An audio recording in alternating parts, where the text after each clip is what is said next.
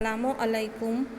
Anglo Urdu high school Gujarati माध्यम कक्षा 9 विषय हिंदी इकाई 9 निर्भय बनो।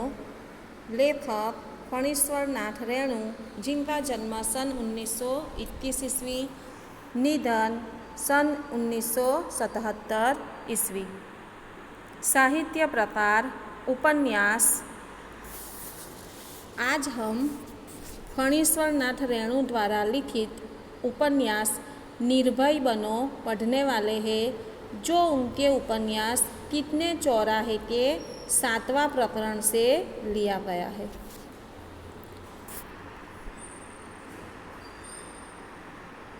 सबसे पहले उपन्यास किसे कहते हैं? उपन्यास यानी क्या? उपन्यास उप और न्यास से मिलकर बना है, अर्थात उपन्यास वह है जिसमें मानव जीवन के किसी तत्व को उक्ति उक्त के रूप में समन्वित कर समीप रखा जाए। इसमें उपन्यासकार मानव जीवन से संबंधित सुखद एवं दुखद किंतु मर्मस्पर्शी घटनाओं को निश्चित तारतम्य के साथ चित्रित करता है। उपन्यास आंचलिक उपन्यास किसे कहते हैं? आचार्य नंद दुलारे वाजपेयी के अनुसार आंचलिक उपन्यास वे हैं जिनमें अविकसित अंचल विशेष के आदिवासियों अथवा आदिम जातियों जिनमें अविकसित अंचल विशेष के आदिवासियों अथवा आदिम जातियों का विशेष रूप से चित्रण किया गया हो। डॉक्टर रामदरस मिश्रा के शब्दों में आंचलिक उपन्यास तो अंचल के समग्र जीवन का उपन्यास है। आचार्य नंद दुलारे जी वाजपेयी जी ने क्या कहा है कि जिनमें अविकसित अंचल विशेष के आदिवासियों अथवा आदिम जातियों का विशेष रूप से चित्रण किया गया है। इसके अतिरिक्त डॉक्टर रामदरस मिश्रा के शब्दों में अगर हम आंचलिक उपन्यास किसे कहते हैं यह जाने तो वे कहते हैं कि आंचलिक उपन्यास तो अंचल के समग्र जीवन का उपन्यास है। उसका संबंध जनपद से होता है ऐसा नहीं, वह जनपद की ही कथा है। आंचलिक उपन्यास हिंदी उपन्यासों के क्षेत्र में आंचलिक प्रवृत्ति आधुनिकतम प्रवृत्ति के रूप में मान्य है। व्यक्तिवादी साहित्य के विरोध में उपन्यासों में विशिष्ट आंचलिकता नवीन चेतना की परिचायक है।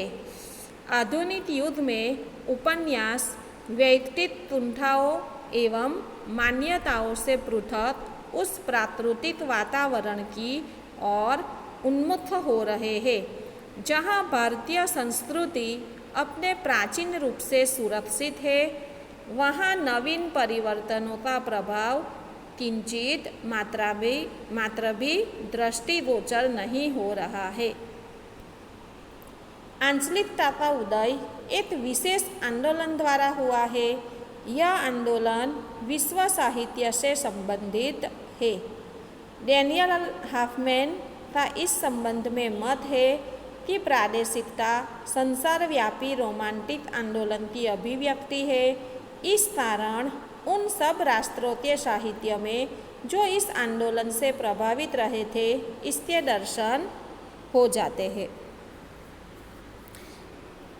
अब हम फणीश्वर नाथ रेणु द्वारा लिखित उपन्यास कितने चौराहे के 7वें प्रकरण से जो लिया गया है, निर्भय बनो।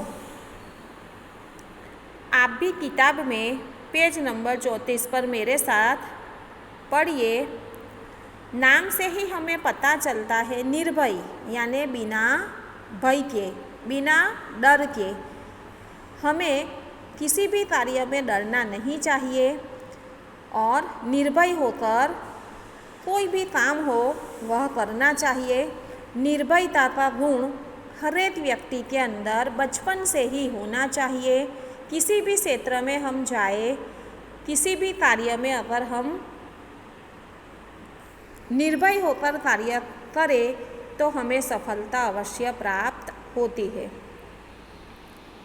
यहाँ पर हमें फणीश्वर नाथ रेणु जी का चित्र दिया गया है।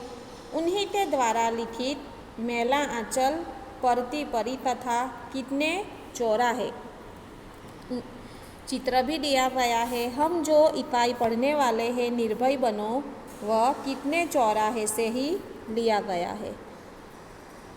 मेरे साथ पढ़िए। फणीश्वर नाथ रेणु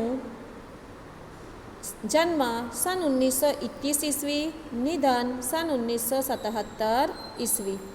प्रसिद्ध आंचलिक कथाकार रेणु का जन्म बिहार में वर्तमान बिहार के पूर्णिया जिले के ओराही हिंदना गांव में हुआ था। उनकी शिक्षा दीक्षा उनके गांव विराटनगर नेपाल तथा वाराणसी में हुई। उन्होंने भारत तथा नेपाल के स्वाधीनता आंदोलनों में सक्रिय भाग लिया तथा कारावास भोगा। कुछ समय तक उन्होंने आकाशवाणी पटना में कार्य किया। अपने पहले उपन्यास मेला आंचल के प्रकाशन के साथ ही वे विख्यात हो गए। उन्होंने सबसे पहला उपन्यास कौन सा लिखा? मेला आंचल। यहाँ पर हमें बताया गया है, उसका चित्र भी है। उसके पहले वे एक कहानीकार तथा रिपोर्टाज लेखक के रूप में साहित्य जगत में सुपरिचित हो चुके थे। रेणु जी की रचनाओं में उनका जीवन अनुभव मुखरता है।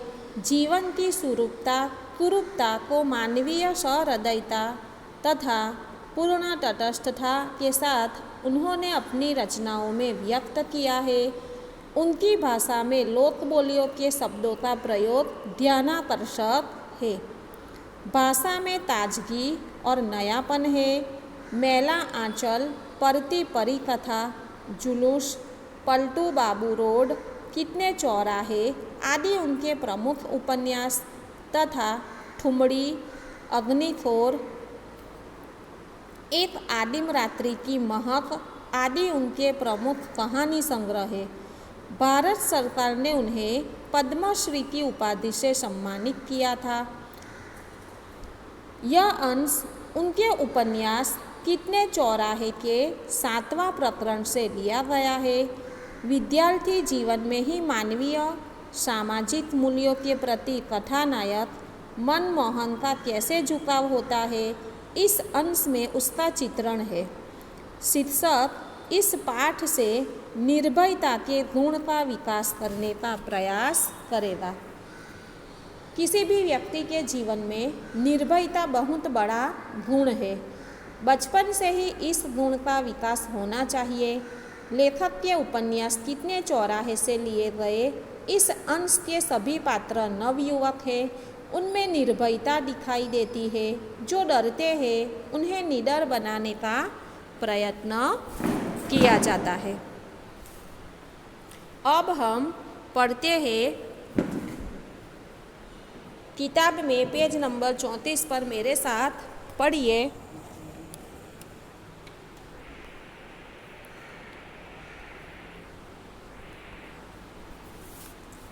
प्रियोदा। प्रियव्रत राय मैट्रिक में पढ़ता है। स्कूल के सभी लड़के और मास्टर उसको प्यार करते हैं। स्कूल की ही नहीं, उस छोटे से कस्बे में उसको प्रायः सभी जानते हैं। हर रविवार की सुबह बगल में झोली लटकाकर सन्यासी आश्रम के लिए मुठिया वसूलने निकलता है। कभी अकेला, कभी साथियों के साथ।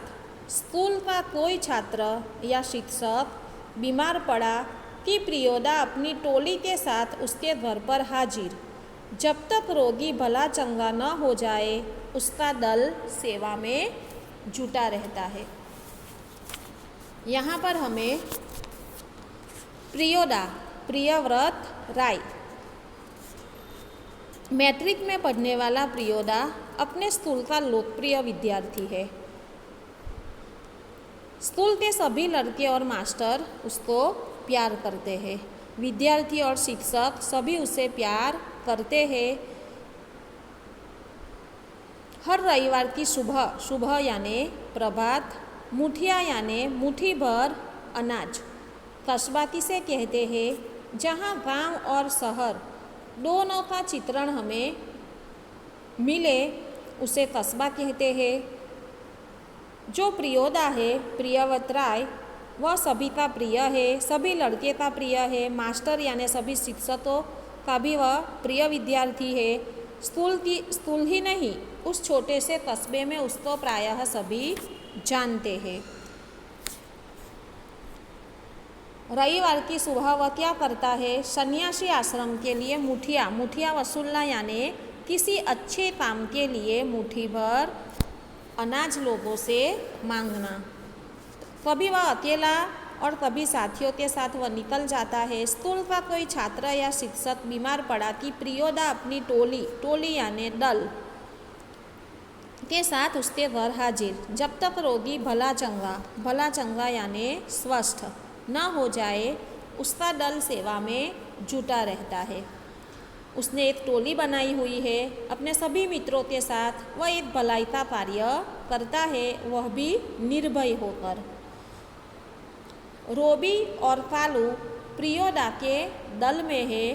उन लोगों ने मनमोहन को भी अपने साथ प्रियोदा के दल में शामिल कर लिया। रोबी और कालू नामक जो दूसरे विद्यार्थी है, वह प्रियोदा के ही दल में है। उन लोगों ने मनमोहन को भी अपने साथ प्रियोदा के दल में शामिल कर लिया। ये लोग क्या करते हैं? बीमार छात्र या शिक्षक की भी वह पूरी सेवा करते हैं। इसके लिए उसने एक क्लब बनाया है, यानी टोली बनाई हुई है। वही उसका प्रमुख है। प्रियोदा उस टोली का प्रमुख है। सब उसकी इज्जत करते हैं। हर शनिवार को परमान के उस पार, परमान नदी का नाम है, एक नदी का नाम, उस पार बालूचर पर प्रियोदा के दल के सदस्य स्कूल की छुट्टी के बाद जमा होते हैं। बालूचर नदी का रेतीला तट कि हर शनिवार को नदी के उस पार बालूचर यानी नदी का जो रेतीला किनारा होता है, वहाँ पर प्रियोदा के दल के सदस्य स्कूल की छुट्टी के बाद जमा होते हैं। खेल कूद गाने बजाने के अलावा प्रियोदा दुनिया भर की खबर सुनाते हैं। रविवार का प्रोग्राम तय करते हैं। किस मोहल्ले में कौन जाएगा मुठिया वसूलने, किस बीमार की सेवा करने कौन कौन जाएंगे, यह सभी चर्चाएं वह सभी मिलकर हर शनिवार को करते हैं। तो यहाँ पर हमें बताया गया है कि हर शनिवार को प्रियोदा के दल के सदस्य परमान नदी के उस पार बालूचर नामक स्थान पर एकत्र होते हैं। वे खेलते कूदते हैं और रविवार का कार्यक्रम तय करते हैं। किसे कौन सा काम दिया जाएगा यह भी बताया जाता है। उस दिन मनमोहन का परिचय देते हुए कालू ने कहा, प्रियोदा, यह मोना मनमोहन खूब तेज लड़का है, क्लब का सदस्य होना चाहता है। कालू मोना यानी मनमोहन नामक लड़के को क्लब का सदस्य बनाने के लिए लाता है। आगे पढ़िए। प्रियोदा ने मनमोहन को सिर से पैर तक देखकर पूछा था, भारतवर्ष के एक ऐसे आदमी का नाम लो जिसे लोग भगवान का अवतार समझते हैं। महात्मा गांधी। उसने फौरन उत्तर दिया, ठीक है, तुम पढ़ लिख कर क्या बनना चाहते हो? प्रियोदा का दूसरा सवाल। मनमोहन चुप रहा, फिर बोला, वकील। सभी ठठाकर हंसे, लेकिन प्रियोदा गंभीर ही रहे। बोले, ठीक है, बीमार लोगों की सेवा करना जानते हो? उसने उत्तर दिया, सीख लेंगे। शाबाश, यदि रोगी हैजा से पीड़ित हो। मनमोहन चुप रहा, क्योंकि हैजा यानी कॉलेरा के नाम से ही उसे डर लगने लगता है। गाना जानते हो? जी। तैरना? तो उसने एक के बाद एक प्रश्न पूछे। क्लब का सदस्य बनाने के लिए लाता है। कालू उसे प्रियोदा उससे कई सवाल पूछते हैं, जैसे किस आधुनिक नेता को लोग भगवान का अवतार मानते हैं। गांधी जी, पढ़ लिख कर तुम क्या बनोगे। वकील, बीमार लोगों की सेवा करना जानते हो। सीख लेंगे। यदि रोगी हैजा पीड़ित हुआ तो इस प्रश्न के उत्तर में मोना चुप रहा, क्योंकि वह हैजे से डरता था। मोना गाना जानता था, परंतु तैरना उसे नहीं आता था। तो अब तक हम इस इकाई में इतना ही पढ़ेंगे। आगे दूसरे भाग में इस उपन्यास का दूसरा भाग पढ़ेंगे। आपको तब तक इस इकाई के शब्दार्थ अपनी कॉपी में लिखना है। धन्यवाद।